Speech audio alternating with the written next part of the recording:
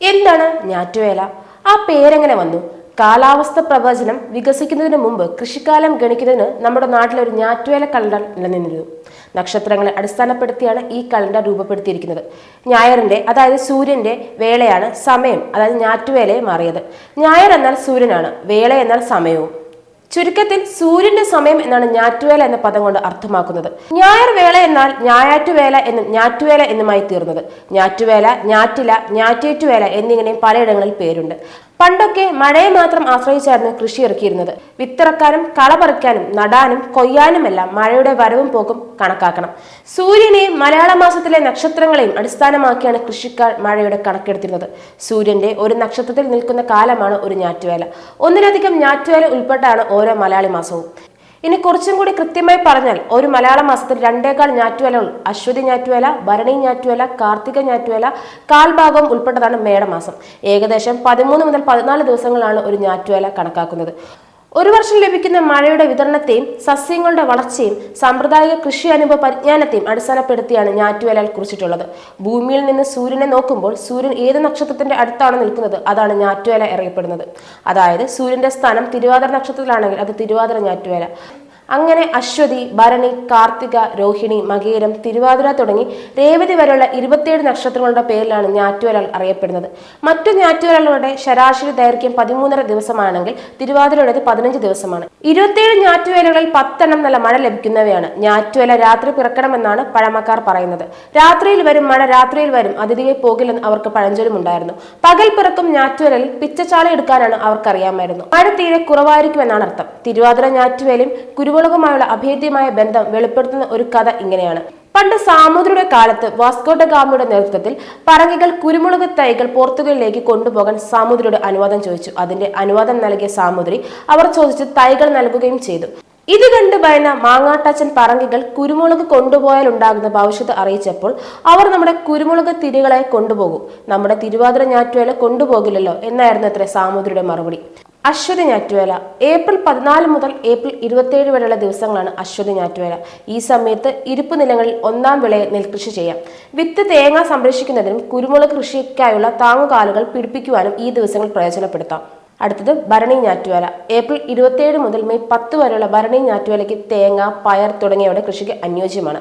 ഈ കാലയളവിൽ ലഭിക്കുന്ന മഴയും വിളകളും വളർച്ചയും ഉത്തമമാണ്. പച്ചക്കറി ഇനങ്ങളായ വഴുതനങ്ങ, മുളക് തുടങ്ങിയവയുടെ പാകി മുളപ്പിക്കാനും കൂടാതെ പറമ്പുകളിൽ കൃഷി ചെയ്യുന്ന നെല്ലിനങ്ങളായ ചാമ, മോടൻ എന്നിവയും വിതയ്ക്കാൻ പറ്റിയ അവസരമാണ് ഇത്. അടുത്തത് കാർത്തിക ഞാറ്റുവേല. മെയ് 10 മുതൽ മെയ് 24 വരെ വരുന്ന ദിവസങ്ങളിൽ ഇരിപ്പ് നിലങ്ങളിൽ 1-ാം വിളയെ തയ്യാറാക്കിയിരിക്കുന്ന പൊടിഞ്ഞാറ് നടാം. വട്ടൻ വിതച്ച നെല്ലിന് കളം പറിച്ച് വളം ചേർക്കാനും പുതിയ കുരുമുളക് വള്ളികൾ നടാനും പച്ചക്കറി നഴ്സറി തയ്യാറാക്കാനും ഈ അവസരം പ്രയോജനപ്പെടുത്താം. ഇഞ്ചി, മഞ്ഞൾ തുടങ്ങിയവയുടെ കൃഷിയും ഈ അവസരത്തിൽ ഉപയോഗിക്കാം. അടുത്തത് രോഹിണി ഞാറ്റുവേല. മെയ് 24 മുതൽ ജൂൺ 7 വരെ ദിവസങ്ങളാണ് തേങ്ങ പാകുന്നതിനും തെങ്ങ് വളം ചേർത്ത് തടം കോരുന്നതിനും നല്ലത്. പയർ എന്നിവ വിതയ്ക്കുന്നതിനും നാടൻ വഴുതനങ്ങ നടുന്നതിനും ഈ ഞാറ്റുവേല സാധിക്കും. അടുത്തത് മകേരം ഞാറ്റുവേല. ജൂൺ 7 മുതൽ ജൂൺ 21 വരെയുള്ള കാലത്ത് പച്ചക്കറികൾ വളപ്രയോഗം നടത്തുന്നതിനും തെങ്ങ്, കവുങ്ങ്, റബ്ബർ തുടങ്ങിയവയുടെ തൈകൾ നടുന്നതിനും നന്ന്. ഇനി തിരുവാതിര ഞാറ്റുവേല. ജൂൺ 27 മുതൽ ജൂലൈ 3 വരെയുള്ള കാലയളവാണ് തിരുവാതിര ഞാറ്റുവേല.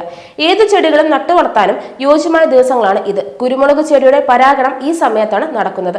അടുത്തത് പുണർതം ഞാറ്റുവേല. ജൂലൈ 3 മുതൽ ജൂലൈ 18 വരെയുള്ള പുണർതം ഞാറ്റുവേല ദിവസങ്ങളിൽ തിരുവാതിര ഞാറ്റുവേല പോലെ തന്നെ ഉത്തമമാണ്. ഈ ഞാറ്റുവേലകളിൽ ലഭിക്കുന്ന മഴയുടെ തുടർന്ന് ഉറവ് പൊട്ടി മണ്ണിലേക്ക് ലഭിക്കുന്ന ജലവും വിളകൾക്ക് വളർച്ചയ്ക്ക് അനുയോജ്യമാണ്. അടുത്തത് പൂയം ഞാറ്റുവേല. ജൂലൈ 18 മുതൽ ഓഗസ്റ്റ് 3 വരെയുള്ള പൂയം ഞാറ്റുവേലയിൽ മൂപ്പ് കൂടിയ നെല്ലിനങ്ങൾ 2-ാം വിളയ്ക്കായി ഞാറിടാം.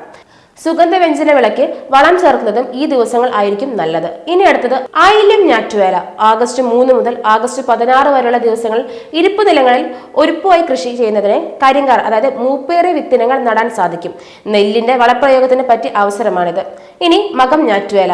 എള്ള് കൃഷിക്ക് ഏറ്റവും അനുയോജ്യമായ ഞാറ്റുവേലയാണ് ആഗസ്റ്റ് 16 മുതൽ ആഗസ്റ്റ് 30 വരെയുള്ള മകം ഞാറ്റുവേല. കരനെല്ല് കൃഷി ചെയ്യുന്ന പ്രദേശത്ത് കൊയ്ത്തിന് ശേഷം എള്ള് കൃഷി നമുക്ക് ചെയ്യാം. ഇനി പൂരം ഞാറ്റുവേല. ഓഗസ്റ്റ് 30 മുതൽ സെപ്റ്റംബർ 13 വരെയുള്ള പൂരം ഞാറ്റുവേല ഇരിപ്പ് നിലങ്ങളിൽ 1-ാം വിളയെ കൊയ്ത്തിന് ശേഷം 2-ാം വിളയ്ക്കായി നിലമൊരുക്കാം. വർഷക്കാല പച്ചക്കറി വിളവെടുപ്പ് ഈ കാലയളവിലാണ്. ഇനി ഉത്രം ഞാറ്റുവേല. സെപ്റ്റംബർ 13 മുതൽ 26 വരെയുള്ള ഞാറ്റുവേല 2-ാം വിളയ്ക്കായി നെൽകൃഷി ആരംഭിക്കും.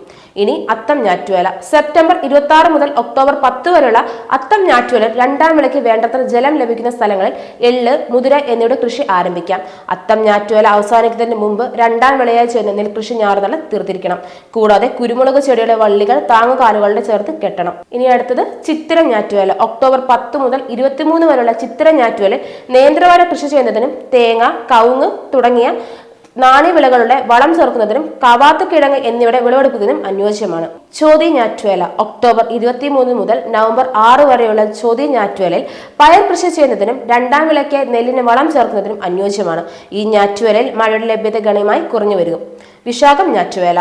നവംബർ 6 മുതൽ 19 വരെ കൃഷിസ്ഥലം കിളച്ച് മണ്ണിന്റെ ഈർപ്പം നിലനിർത്താൻ ശ്രമിക്കണം. ഇനി അനിഴം ഞാറ്റുവേല. നവംബർ 19 മുതൽ ഡിസംബർ 2 വരെയുള്ള കാലയളവിൽ വേനൽക്കാല പച്ചക്കറികൾ നഴ്സറി തയ്യാറാക്കാം. ഇനി തൃക്കേട്ട ഞാറ്റുവേല. ഡിസംബർ 2 മുതൽ 15 വരെ വരുന്ന ഞാറ്റുവേലയിൽ നെല്ലിനുണ്ടാകുന്ന സാധ്യതയുള്ള ചാഴി ശല്യത്തിനെതിരെ പ്രതിവിധി മാർഗങ്ങൾ സ്വീകരിക്കാം. കൂടാതെ ഉയർന്ന നിലങ്ങളിലെ മുണ്ടക്കൻ കൊയ്ത്തിന് കോൾ നിലങ്ങൾ പുഞ്ചകൃഷിക്കുള്ള അവസരമാണിത്. ഇനി അടുത്തത് മൂലം ഞാറ്റുവേല. ഡിസംബർ 15 മുതൽ 28 വരെ മുണ്ടക്കൻ കൊയ്ത്ത് കാലമാണ്. ഇനി പൂരാടം ഞാറ്റുവേല. ഡിസംബർ 28 മുതൽ ജനുവരി 10 വരെയുള്ള കാലത്ത് വേനൽ നന ആരംഭിക്കണം.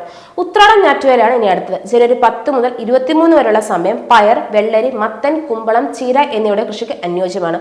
കൂടാതെ വേനൽക്കാല പച്ചക്കറി കൃഷിക്കുള്ള ജലലഭ്യത ഉറപ്പുവരുത്തണം. തിരുവോണം ഞാറ്റുവേല. ജനുവരി 23 മുതൽ ഫെബ്രുവരി 5 വരെയുള്ള കാലയളവിനു ശേഷം പാടത്ത് പച്ചക്കറി കൃഷി ഉത്തമമല്ല. ഇനി അവിട്ടം ഞാറ്റുവേല.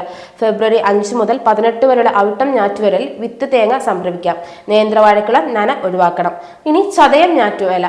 ചേന, കാവാത്ത്, കിഴങ്ങ് തുടങ്ങിയവയുടെ കൃഷിക്ക് അനുയോജ്യമായ കാലമാണിത്. ഫെബ്രുവരി 18 മുതൽ മാർച്ച് 4 വരെയുള്ള ചതയം ഞാറ്റുവേല എന്ന് പറയപ്പെടുന്നത്. ഇനി പൂരുട്ടാതി ഞാറ്റുവേല. മാർച്ച് 4 മുതൽ 17 വരെയുള്ള കാലത്ത് വിളകൾ എല്ലാം നനയ്ക്കണം. അടുത്തത് ഉത്രട്ടാതി ഞാറ്റുവേല. പുഞ്ചക്കൊയ്ത്ത് നടത്താനും വിത്ത് തേങ്ങ ശേഖരിക്കാനും പറ്റിയ കാലമാണിത്. മാർച്ച് 17 മുതൽ 30 വരെയുള്ള ഈ ഞാറ്റുവേല പറയപ്പെടുന്നത്. അടുത്തത് രേവതി ഞാറ്റുവേല. മാർച്ച് 30 മുതൽ ഏപ്രിൽ 14 വരെയുള്ള ഒന്നാം വിളയ്ക്ക് ഉഴുതിട്ട നിലം വീണ്ടും ഉഴിഞ്ഞ് കായ നടാം. ഇത് തുടർ വർഷത്തെ കൃഷിയിൽ വിളവ് വർദ്ധിപ്പിക്കും. ഞാറ്റുവേലയും മഴയും ബന്ധപ്പെടുത്തി ധാരാളം ചൊല്ലുകൾ പറയാറുണ്ട്.